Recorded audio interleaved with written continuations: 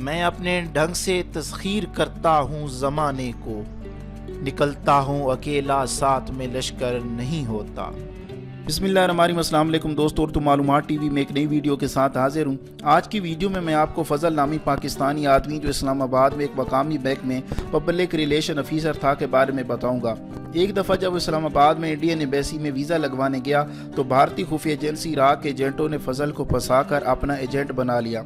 پھر جب I S I کو پتہ چلا تو آئی ایس آئی نے کیسے اپنی مہارت دکھائی، یہ تمام باتیں آج میں آپ کو اس ویڈیو میں بتاؤں گا۔ ویڈیو شروع کرنے سے پہلے آپ سے گزارش ہے کہ آپ ہمارا چینل سبسکرائب کر لیں اور سبسکرائب کے بٹن کے ساتھ گھنٹی کے نشان کو دبا دیں تاکہ آپ کو ہماری نئی آنے والی ویڈیو کے متعلق نوٹیفیکیشن ملتا رہے، اور ہماری حوصلہ افزائی کے لیے لائک کا بٹن ضرور دبا دیا کریں۔ اسلام آباد میں بھارتی خفیہ ایجنسیوں کی سب سے بڑی شکارگاہ بھارتی سفارت خانے کا ویزا سیکشن ہے۔ لاکھوں پاکستانی ایسے ہیں جن کے عزیز رشتہ دار آج بھی بھارت میں مقیم ہیں، انہیں بہرے طور ویزا حاصل کرنے کے لیے بھارتی ایمبیسی جانا ہی پڑتا ہے۔ بھارت کی خفیہ ایجنسیوں کے شکاری ان مجبور لوگوں میں ایسے لوگ ڈھونڈتے ہیں جنہیں بلیک میل کر کے یا کوئی لالچ دے کر بھارت کی خفیہ ایجنسیوں کے لیے کام کرنے پر مجبور کیا جا سکے۔ کچھ لوگ اس ڈر سے کہ ان کے رشتہ داروں کو بھارت میں تنگ کیا جائے گا، ان کو کبھی بھی بھارت کا ویزا نہیں ملے گا، آخر ان کا کہا مان لیتے ہیں۔ اسی طرح مسٹر فضل جو ایک مقامی بینک کا پبلک ریلیشن افیسر تھا، بینک کے ملازمین یا افسروں کے رشتہ داروں کے لیے ویزا لینے بھارتی ایمبیسی جایا کرتا تھا۔ اچھا خاصا پڑھا لکھا اور سمارٹ یہ لڑکا آخر بھارتی ایجنسیوں کی نظر میں آ گیا۔ ایک روز فضل چند پاسپورٹ لیے بھارتی ایمبیسی آ کر لائن میں لگ گیا۔ دوپہر کے قریب اس کی باری آئی۔ جب اس نے پاسپورٹ کھڑکی میں بیٹھے ویزا کلرک کے سامنے رکھے تو اس نے اٹھا کر یہ باہر پھینک دی اور کہا، ہم تمہارے باپ کا نوکر ہے، جب بھی تم آؤ ہم پاسپورٹوں پر ویزا لگا دیں۔ جاؤ، ویزا نہیں لگے گا، جس کا پاسپورٹ ہے اس کو بھیجو، خود آ کر ویزا لے، ہٹو آگے سے، کھڑکی چھوڑو۔ یہ رویہ دیکھ کر فضل پریشان ہو گیا کہ پہلے بھی 2-3 پاسپورٹ لایا کرتا تھا، اب کیا آفت آ گئی۔ وہ اسی خفت اور شش و پنج میں تھا کہ ایک اور بھارتی شکرا آ گیا اور مکارانہ ہمدردی کے ساتھ بولا، او یہ آپ کے ساتھ کیا ہوا؟ اصل میں بھگت جو ہے اس کا دماغ کبھی کبھی گھوم جاتا ہے، سالہ اچھے بھلے لوگوں کے ساتھ یہ سلوک کرتا ہے، آپ فکر نہ کریں، میں آپ کو بڑے صاحب کے پاس لے چلتا ہوں۔ اس بھارتی نے آگے بڑھ کر زمین سے پاسپورٹ بھی اٹھائے، انہیں جھاڑا اور جلدی قدم بڑھاتا گیٹ پر آ گیا اور گیٹ کیپر کو حکم دیا، جلدی سے گیٹ کھولو۔ دیکھتا نہیں صاحب آیا ہے۔ اس کے حکم پر گیٹ فوراً کھل گیا۔ اس نے فرسٹ سیکرٹری کا دروازہ کھٹکھٹایا اور فضل کو اندر لے گیا اور ایکٹنگ شروع کر دی۔ صاحب دیکھو، یہ فضل صاحب ہے نا، یہ ہمارا دوست ہے اور بینک کا PRO ہے۔ ہم جب بھی بینک جاتے ہیں فضل صاحب ہماری ہمدردی کرتا ہے، یہ بہت اچھا آدمی ہے صاحب، اور اگر اس کے صاحب کو ویزا نہیں ملا تو اس کو بینک سے نکال دیں گے۔ اپنا بھگت ہے نا، اس کا دماغ پھر گیا ہے، اس نے پاسپورٹ اٹھا کر پھینک دیا ہے۔ صاحب آپ ویزا لگا دیں، بڑی مہربانی ہوگی۔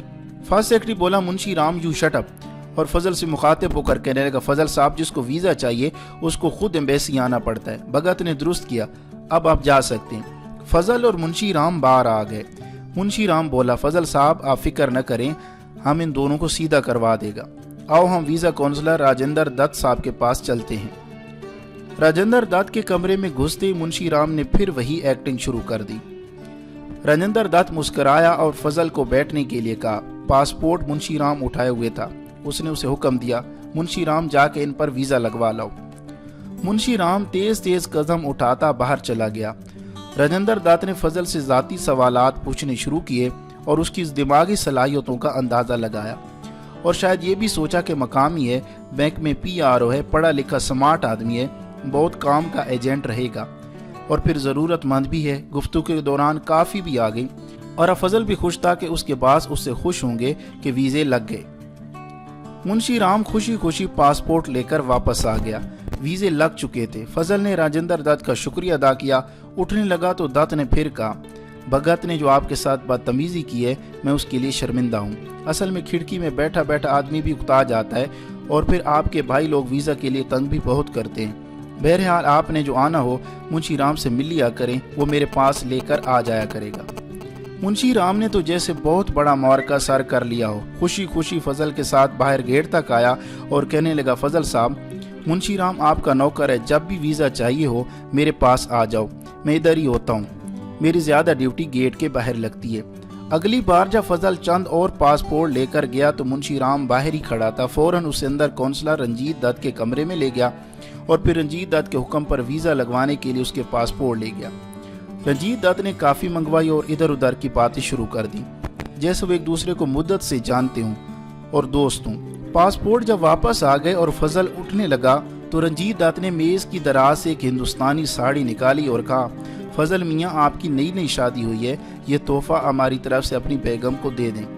فضل کچھ پریشان سا ہو گیا، وہ باہر جانے لگا تو رنجیت نے کہا، فضل صاحب ہمارے لڑکے باہر جاتے ہوئے ڈرتے ہیں، آپ جانتے ہیں کہ آپ کے خفیہ والے ہر جگہ ان کا پیچھا کرتے ہیں، مجھے اصل میں پاکستان کی سال کی اکنامک سروے آف پاکستان کی رپورٹ چاہیے، اگر آپ لیتے ہیں تو ممنون ہوگا۔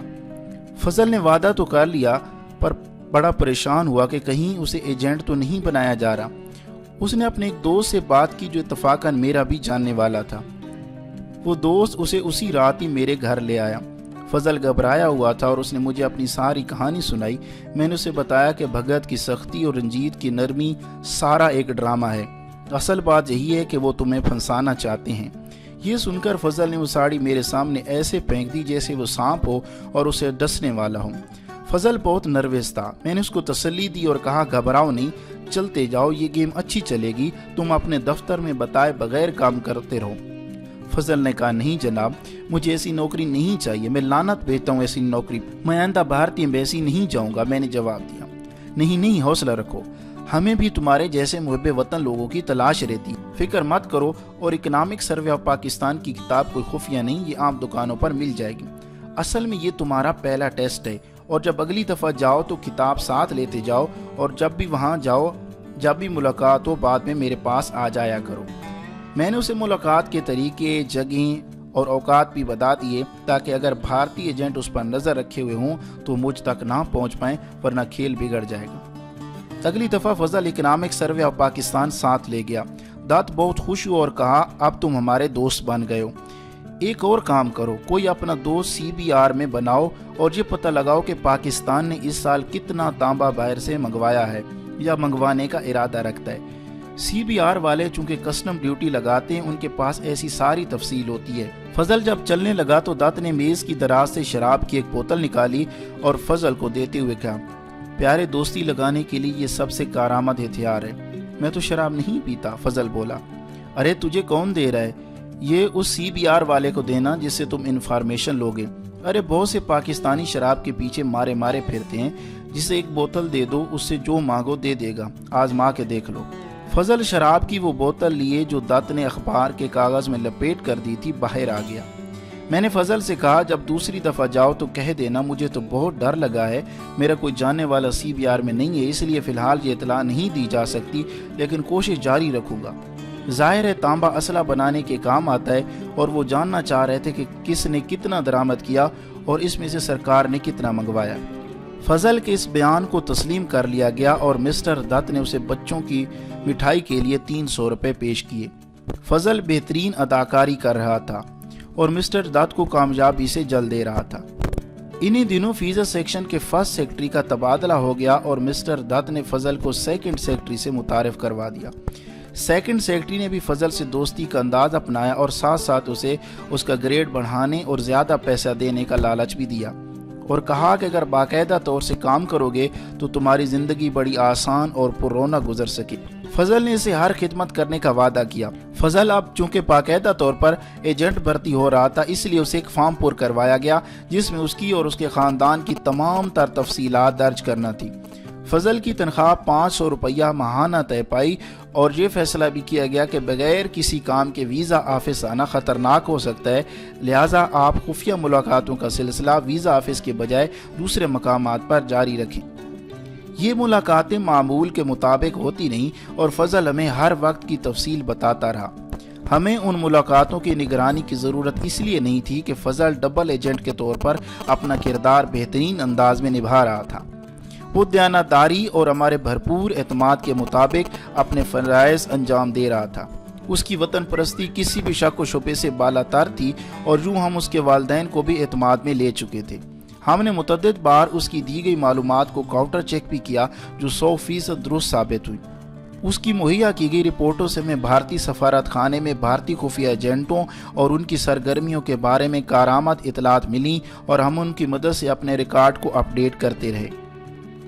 چند ملاقاتوں کے بعد فضل کو چھوٹی موٹی معلومات پہنچانے کی ذمہ داری سے سبکدوش کر دیا گیا اور اب اسے اپنی توجہ پاکستان کے ایٹمی توانائی کے شعبے کی طرف مبذول کرنے کی ہدایت دی گئی۔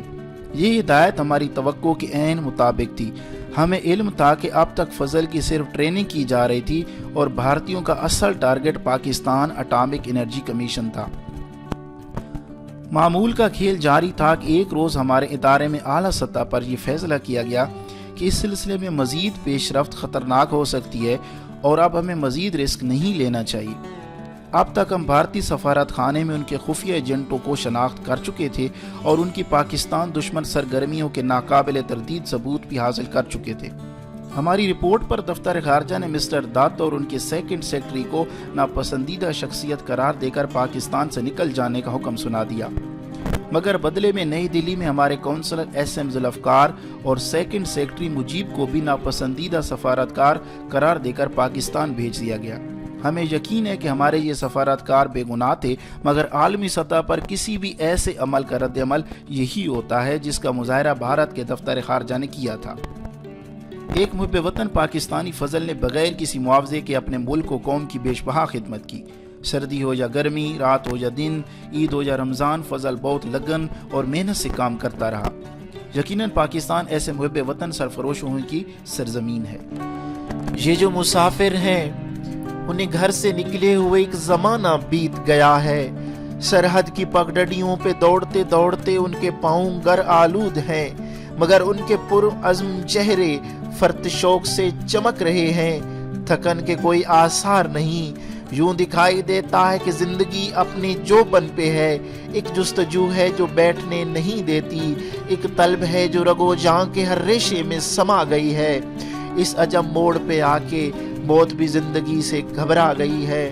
رات بھی جاگتے جاگتے سو جاتی ہے، مگر گردش دوراں کی نبض تھامے ہوئے یہ گمنام چہرے برسوں سے جاگ رہے ہیں۔ وقت کوئی بھی کھیل کھیلے، بازی جو بھی رخ بدلے، ایک بات تو طے ہے، اگر ان مسافروں کے چلتے قدم رک گئے، اگر ان کا سفر تھم گیا، تو پھر شاید اس دھرتی پہ ہر ایک کو سفر پہ نکلنا ہوگا، کہیں یہ حادثہ نہ ہو، اس لیے تو جاگ رہے یہ جو مسافر ہیں۔ دوستو یہ تھی آج کی ویڈیو۔ آپ سے گزارش ہے کہ آپ پاکستان اور ISI سے اپنی محبت کے اظہار کمنٹ میں ضرور کریں، اور اگر ویڈیو پسند آئی ہے تو فیس بک اور واٹس ایپ پہ اپنے دوستوں کے ساتھ شیئر کریں۔ ویڈیو دیکھنے کا بہت بہت شکریہ۔